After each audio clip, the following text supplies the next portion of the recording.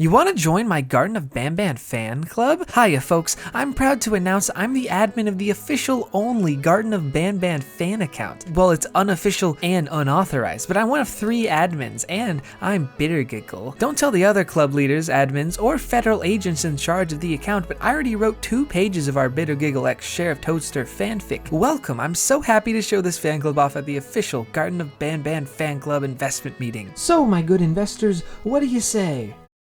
You burst into my child's funeral to talk about Garden of Bad? My child's frontal lobe is gone, and I have to hear this? What's wrong with you? Missing frontal lobe, like in FNAF?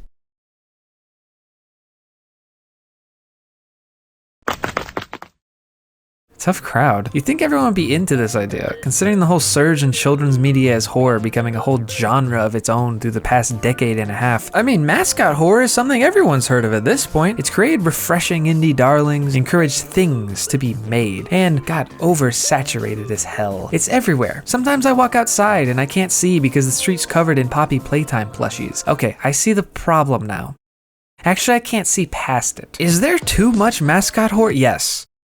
And no. Does mascot horror only get created a lot of the time because it is very, very profitable? Yes. Does this mic suck a lot and pop all the time? Yes, just like how mascot horror keeps popping up all the time. By the way, I'd like to introduce the parent of the child whose frontal lobe got missing from earlier. We made up, just like that. Here they are. Hi, I'm Sex Destroyer 9000. Nice to meet you. So cool. They're a certified expert on horror games for kids, but they're not an expert on kids, because that'd be weird, and because also they lost their kids' frontal lobe, so they kind of suck with kids. Kind of like in FNAF. I feel like a lot of these will repeat the same beats over and over and over again. There's so many Five Nights at Freddy's games that some of them cover the same ground. Some of them just totally mess up the timeline and make everything weird and out of canon, and it's so bizarre. There is a way to do it where it doesn't become exhausting. People just keep using the same kind of formula because it's like one of those things where if it ain't broke, don't fix it, you know? Have you ever heard of the game Among the Sleep? Among Us?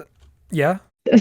Among Us? No? That was kind of an early iteration of the things that we have now, even though it's so vastly different than them. You play as a baby. You have a teddy bear, but it still brings in other aspects that it isn't just like, oh, your toys are evil. Mascot horror and just generally the idea of horror games for kids is here to stay.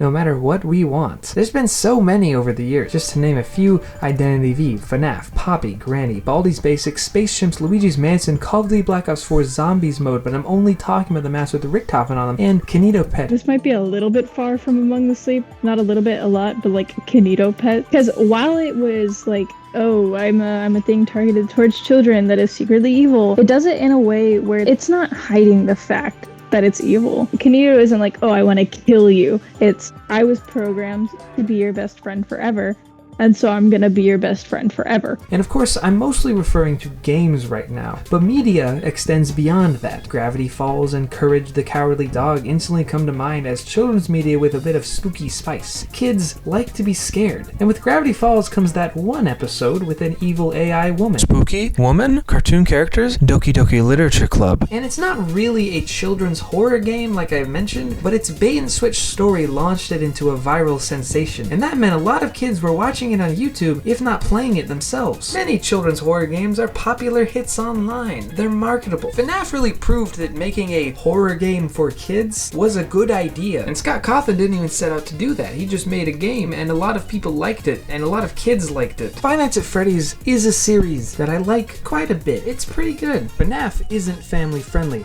but its marketing would make you think it was, and that kids were the target audience, which is fitting when you picture a young me at age 11 pinning pictures of Freddy and Springtrap to the walls because I didn't know how to buy a poster for my favorite series. Did you know that because of Five Nights at Freddy's, they started pulling Chuck E. Cheese animatronics? Children were like, oh my god, it's Freddy Fazbear! And obviously Five Nights at Freddy's is not family friendly. It's really ironic because during Halloween, Chuck E. Cheese had like this promotion thing that came out around the same time that the Five Nights at Freddy's movie was coming out. They called it Five Nights of Fun. No way. It's literally. Are you sure this is real? It's real. It's real. Special appearance by everyone's favorite purple guy, Mr. Munch? Yes. Chuck E. Cheese. What if we were the animatronics, but instead of Five Nights at Freddy's, we were Chuck E. Cheese? It's really interesting how children's media being turned into a horror game trope has affected the way children's media is produced. Because if they don't market it a certain way, then people are going to twist it into, oh, it's this game that they don't want to associate with. Like, especially Five Nights at Freddy's, because that shit rose to popularity so fast. And, like, literally anything that had a mascot character was like, oh my god, it's Five Nights at Freddy's! As much as I can say that it has a little bit of effect on the real world and the industry, honestly, they don't do too much harm. They really just give kids a thing that they can enjoy while they're kids. You can have fun with something for a while. I will say with Poppy Playtime, they did encourage NFTs.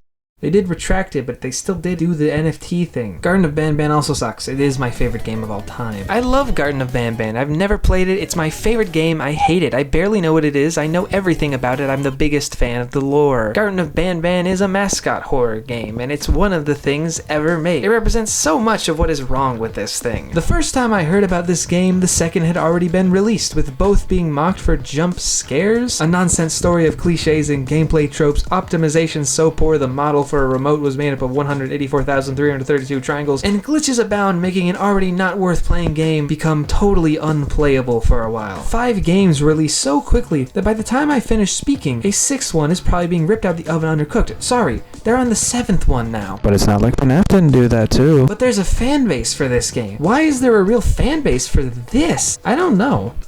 There's a dedicated fan-made wiki, tons of fan art, videos upon videos made on it. Markiplier played it and had fun, I think. I don't get how you can like this. I love it. It's my favorite game ever made, but I don't get how you can like it. I might see some soulless, hacked-up garbage in these games, made by the hackiest of hacks, but someone out there sees more than that and enjoys it. I will question their sanity, but know that me not being able to get into it, even hating its concept, probably hating its creators, doesn't invalidate other people to enjoy something I won't ever get. I might be too quick to judge the people behind the game too. They may come off as hacks, but you don't put 184,332 triangles into a single remote if you're not trying a little bit. I think they're just bad.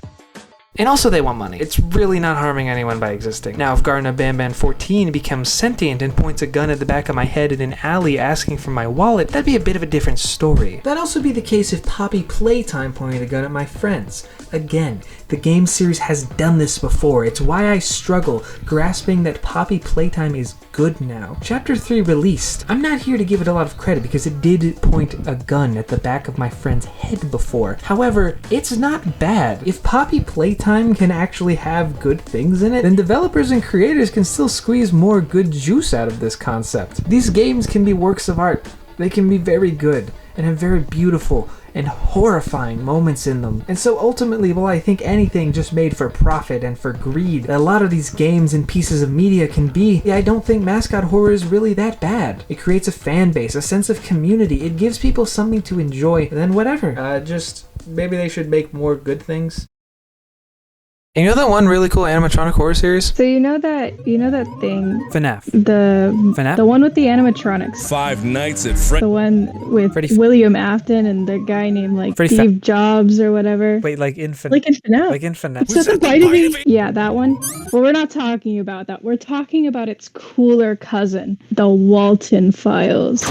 The Walton Files was uploaded by Martin Walls. Basically, it's a series of found footage and like compiled letters. Walton Files is pretty interesting. I kind of describe it as a better written Five Nights at Freddy's. The basis of it is that there are these animatronics that have this friendly outward appearance, but they're actually evil. But it's okay because they do it well. Felix Krinken and Jack Walton founded Bon's Burgers, where they had robot entertainers. Well, I don't remember what the group name for them were. These are the showstoppers. There's Benny, Bon, Shaw, Boozoo, Clown, whose name I can't remember. Billy. It's Billy. One Night.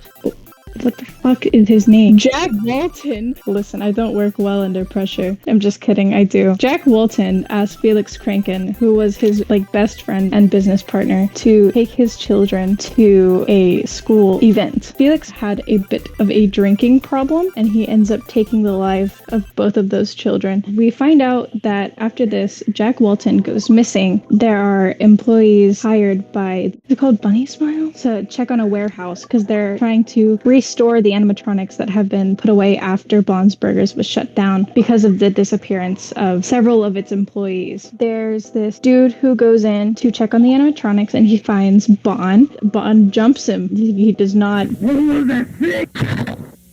doesn't make it. He doesn't make it out.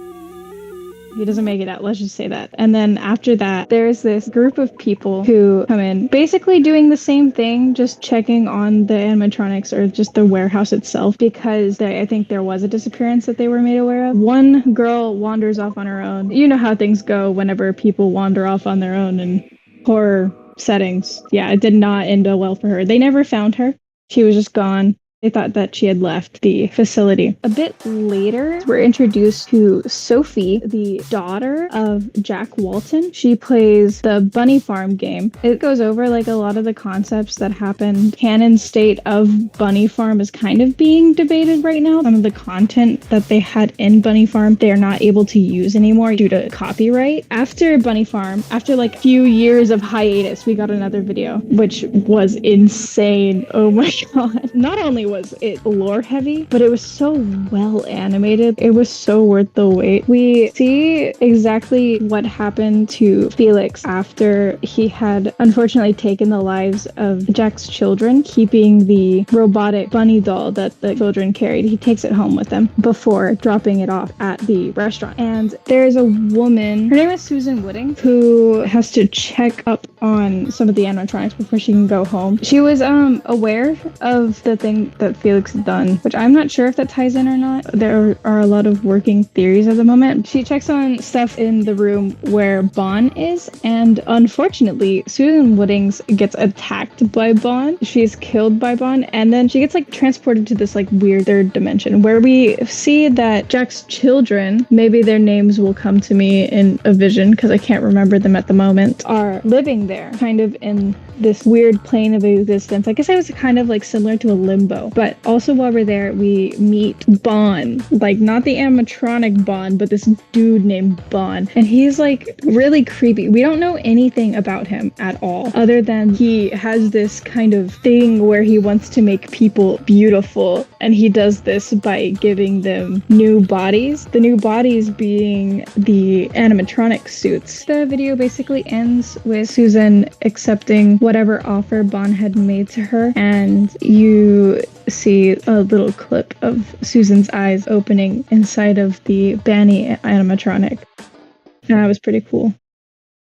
So I guess it was kind of inspired by Five Nights at Freddy's. It has a really clear, concise storyline. Would probably be understood more if you were to watch the actual series and not listen to me ramble about it.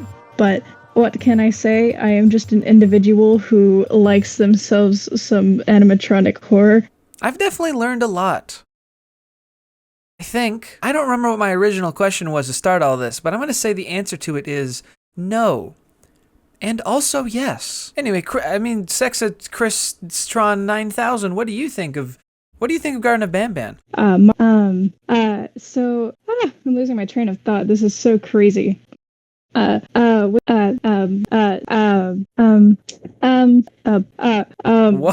you summarized my thoughts perfectly on